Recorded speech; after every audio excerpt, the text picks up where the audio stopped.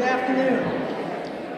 Welcome to the Winchester Multicultural Network's second Winchester in Transition Community Conference, WIT 2013. We are delighted each of you is here and want to acknowledge that many of our representatives are also here, including State Senator Catherine Clark. As I mention your name, could you stand and just give a wave? Thank you very much. State Representative Jason Lewis.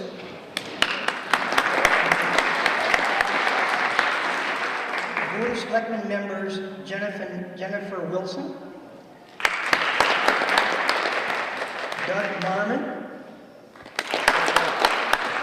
Tom Howley,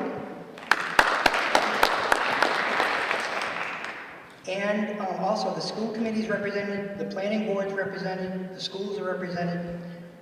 We have a lot of people who are listening to what all of us will be saying.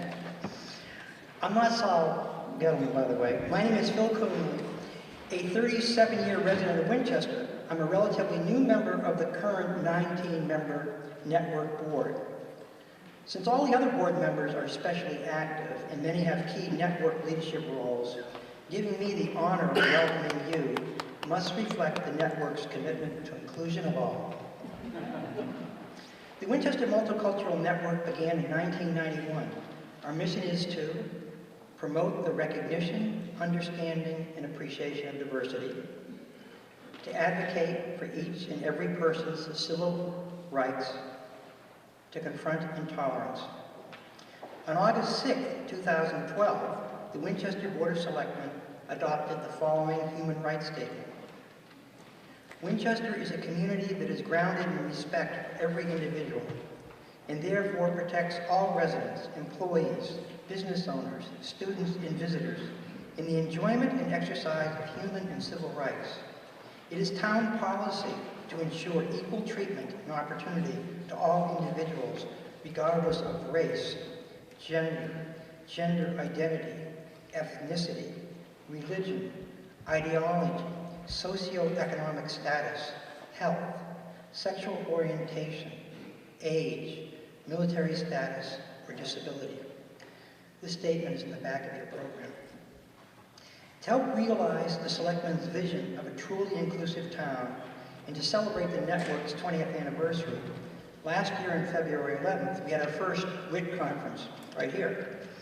Over 150 residents from different backgrounds gathered here to address 10 challenging issues. Throughout the day, all here were encouraged to keep in mind enriching multicultural transitions occurring within our town. And we benefited as many shared experiences and raised awareness of the opportunities to improve life in our community. This year's conference will focus on 4 emerging themes from last year's conference: stress, accessibility, class, and changing demographics. To facilitate the dialogue on these themes, we have an illustrious team. Judith Ellen of Transcending Consultants, if you could stand and give a wave, thank you very much.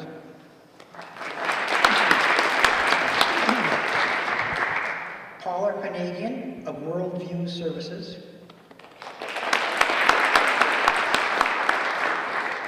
Paula Amer, Associate Professor of Sociology and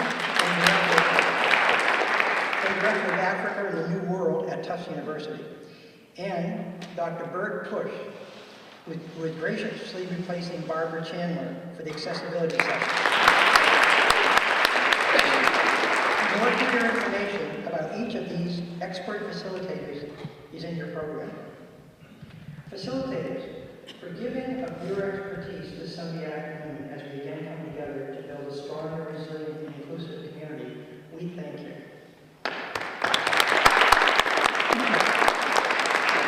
I also want to introduce Marianne DeBasi, our event planner.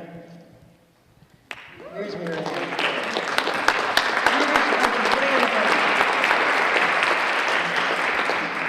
She has 22 years of corporate experience. She's highly sought after as a coach, consultant, and public speaker. She's the editor of Disability Issues, a quarterly newsletter.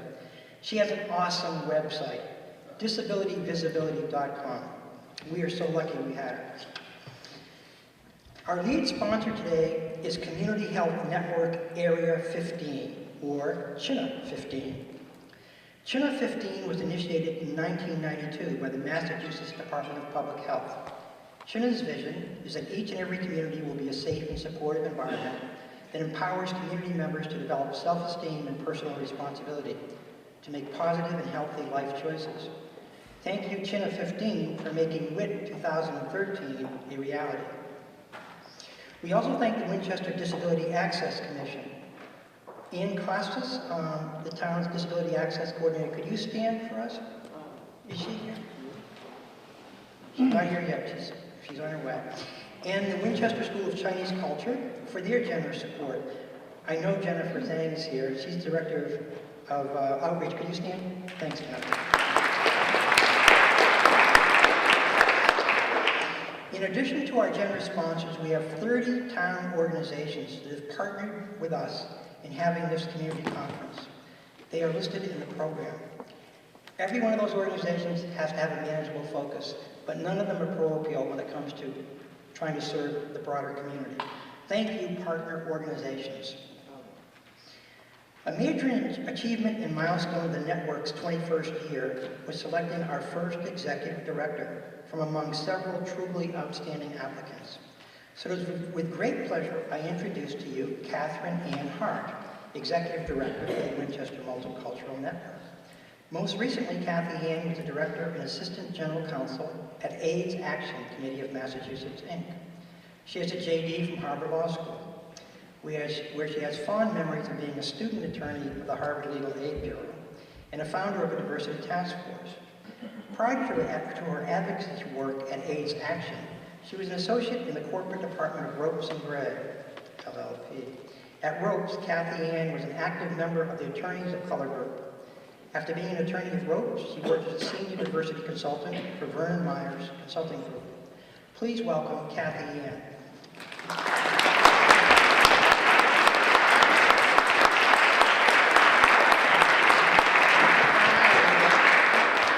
It's always weird when I hear people say things about me. I'm like, that's me? When did I do all that?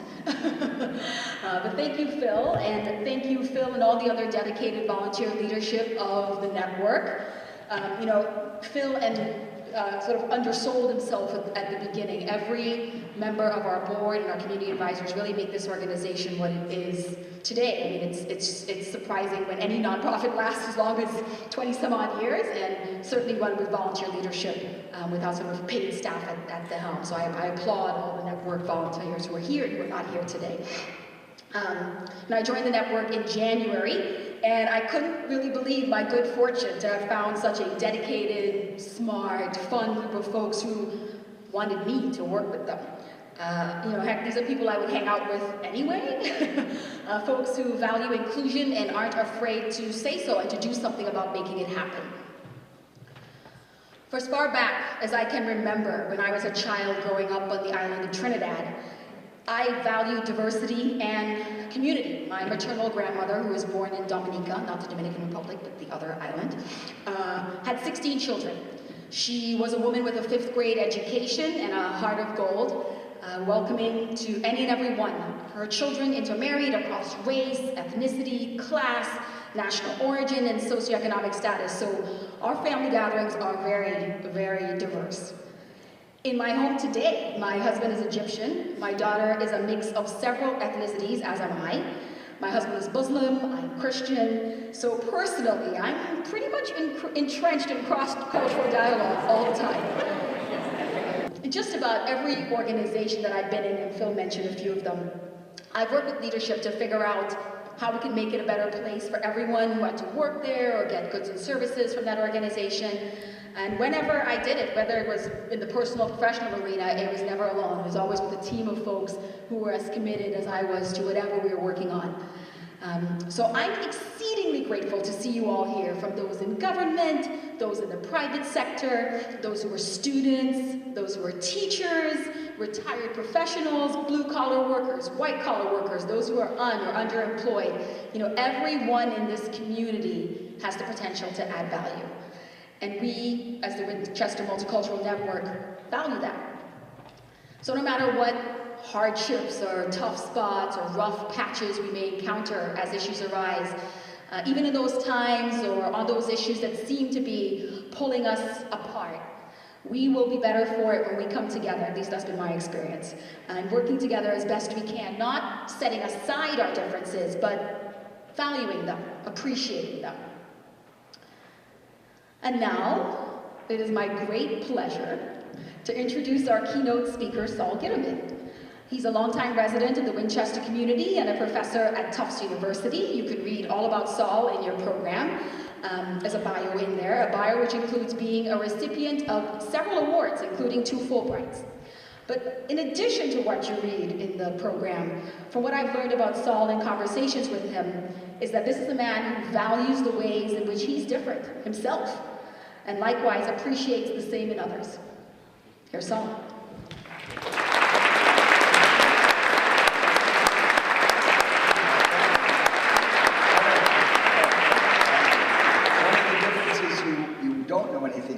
They won't know anything about it. If I hold onto this podium very hard, it's because there should be a separate section for the elderly neurotic, which is what I would be going to.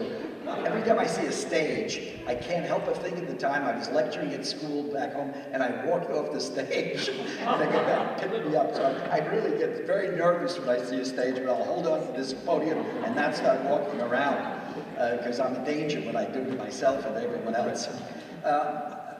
I am not the main course of these workshops. The workshops themselves are.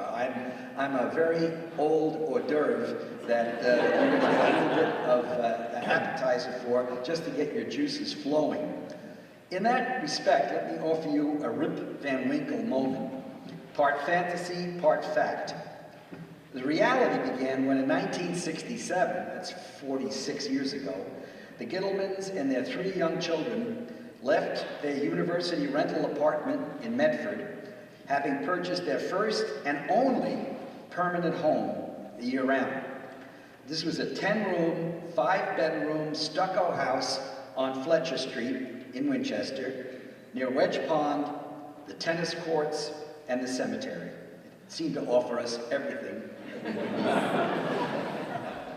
The house was derelict, the owner having died, and the sale on behalf of the relatives had been turned over to a law firm in Wilmington, Massachusetts. The asking price was $31,500, a bit out of our range, and the mortgage rules required that we put down 20% of the purchase price. Since we had a total of $6,000 in savings, we plotted to offer $25,000, which would have left us with a $1,000 cushion in our bank account. It was our first bid anyway, and we did this in the spirit of practice, never expecting them to accept our really inadequate offer. Well, the call came from a lawyer after the weekend. The house was ours. When reality hit us, we hesitated for a moment and looked at each other. We had had some reservations even looking in Winchester. The town was almost totally white and very churchy. Cardinal Cushing had already gone on television and proclaimed that Winchester would be the Milton of the North Shore, a Catholic community of prosperity and faith. There were also 7 Protestant houses of worship within walking distance of our house, and Church Street seemed to take its name very seriously. Our colleagues at Tufts had told us not to look in Winchester, that we would not be shown certain areas of real estate, and that the real estate people would know that we were not Christian, and some parts of town would be out of bounds for us. Could we fit? But we then realized that we had found a house we could afford. The kids could walk to the Wyman School.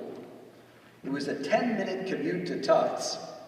And Fletcher Street, it turned out, was its own world, an academic enclave made up of faculty from 4 of the 40 colleges and universities within commuting distance to Winchester. We took the house, and 46 years later, we're still there. Those are the facts. Now the fantasy. It's February 1965. I'm waiting to buy gas at the Mobile station next to the Winchester Cinema on Main Street. By the way, the sign says gas, 30 cents a gallon. I fall asleep. I wake up 48 years later in a stall in Brugger's Bagel Store on a Saturday morning. The three kids behind the counter are Afro-American, South Asian, and white. The place is jumping, warm and crowded, with bagels of every shape and description. There are two families of South and East Asian extraction. One is smearing a lox-infused cream cheese onto one set of bagels. The other is sharing with the three children in a booth a jalapeno pepper salad with ham, bacon, and sausage. One of the customers is asking whether there is a pizza bagel. I slap myself in the face, go outside, walk a couple of blocks around town, past the Starbucks, which also looks like a mini United Nations, and ask myself, am I still in Winchester? Of course I am, but I know the years have changed just by looking at the price of gasoline. Whether people like it or not, whether the change has come too slowly or not, Winchester has been caught up in the same forces that make America what it is. Alexis de Tocqueville, nearly 200 years ago, said this country was different. He used this native French word, exceptionnel, to describe us. We mistranslated it to mean better. De Tocqueville just meant different. He pointed out that everyone, except the Native Americans who were being cruelly brutalized, came from somewhere else, overwhelmingly European, except for the black slaves who came in chains from Africa. He acknowledged that the country was clearly dominated by white European Protestants, who, he noted, at times showed little tolerance for each other. During his 3-week stay in Boston, he visited the monument to Mary Dyer, the Quaker woman who was hanged on the Boston Common in 1660 by intolerant Protestants, some of whom were Harvard graduates and were on the Harvard faculty. She was hanged because she was a Quaker. If Winchester had existed in the 17th century, there's no telling what kind of riots might have taken place along Church Street. American Protestants generally detested each other. Calvinists burned the houses of Huguenots in Worcester, drowned Baptists on the banks of the Charles, and they would certainly have done the same thing on the banks of the Aberjona. They formed their little religiously exclusive colleges: Congregationalist Harvard, Calvinist Yale, Baptist Brown, Evangelical Presbyterian Princeton, and Anglican William and Mary, just to keep their children and their parishioners away from each other. They accused each other of heresy and even witchcraft. The hanging of 20 innocent people in Salem in 1693 and 4 Quakers in Massachusetts colony was the natural outcome of faith gone mad. The devil was indeed loose in New England. The Protestants only stopped fighting with each other when Europe ran out of Protestant immigrants and the Irish Catholics arrived in the 1840s. They were described in the Boston press as, quote, maggots and vermin, unquote. But this is the great American paradox. Welcomed or not to these shores, these people keep coming, seeking a better life than the ones they left behind. And that has been the American story, the American paradox. People were unwelcomed, but they kept coming. Our motto as a nation has been, quote, be like us or else, unquote. And as each boatload of immigrants arrived, they struggled with those already here, learned their ways and eventually their language, and settled in. Initially, very few were welcomed. The Germans, still today, but perhaps not for long, the largest immigrant ethnic group in America, were despised because they wouldn't give up their language. As late as 1900, there were 60,000 school children being instructed in German-only public schools in Wisconsin, Minnesota, and Texas. There were other immigrant groups that were not considered white, the biggest insult you could give anyone. First, the Irish, who were also Catholic. Then the Italians, whom the Irish hated, in spite of sharing their Catholic faith.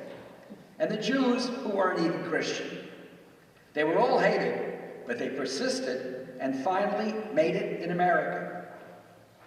Color of skin has always been part of the issue of manifest destiny, the God-given right of Europeans to conquer this land from sea to shining sea, the power that drove this country to its 19th century geographical triumphalism.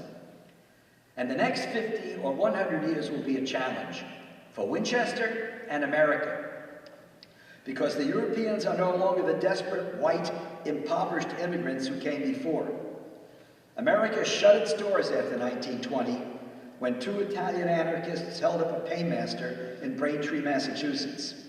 We slowly opened them again 50 years after the execution of Sacco and Vanzetti. And now we wrestle with the issue of who should be allowed onto our shores.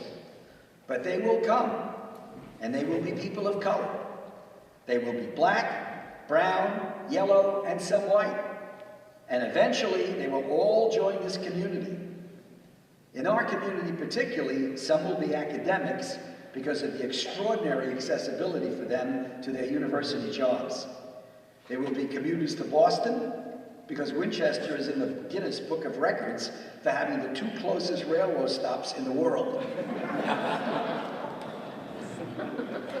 But others might be waitstaff or owners of the now nearly dozen ethnic restaurants and food shops that bless this town.